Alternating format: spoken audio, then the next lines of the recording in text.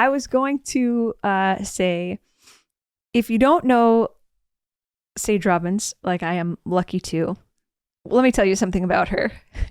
She will, like, sometimes we'll be at a seminar, at a crowded conference, in an airport, at a soccer game, driving at a red light.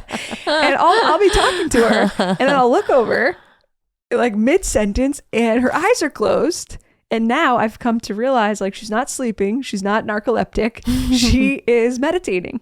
And she'll, like, just be sitting there, eyes closed, kind of like, you know, warm smile on her face. And I'm like, she's just catching this moment. This is what. So what I love about that, and what you have taught me already, is that you can do this anywhere. Yes. You don't have to be on a tasseled rug. No. On a nice pillow.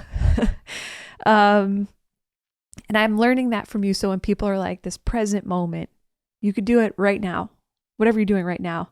You could. And I also like how you mentioned before, like, it's whatever sounds that you hear. Like, sometimes I am neurotic enough that I'll hear a sound and I'll be like, oh, that's distracted me. I can't focus on my breath if I hear that neighbor's dog barking.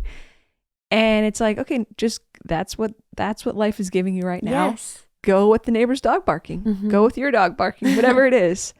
This is it. Go into it. Yes. And notice where your mind goes and see what thoughts come up then. So I think theoretically I'm getting closer to an understanding. And then at the same time, it's like you said, it's not something you do. It's not something you achieve. It's not something you understand. It's like this, I don't know. What is it? Well, I think it's something that we are. And I think there's a remembrance through this process of life for us all. You know, I think there's an unlearning and a remembrance. And it's like, even just earlier, just maybe a few moments ago, I heard a phone alarm go off. And it's like, well, that's part of this experience right now. Yep. You know, Yep. The smoke on this candle here, it's getting a little wily. That's part of our experience right now. You know, if I think it shouldn't be happening, then I'm crazy. I'm suffering. You know, I think, you know, the gift of meditation, the gift of mindfulness, you know, I don't know if it's, I think it's coming experientially, it's coming back to more of our nature.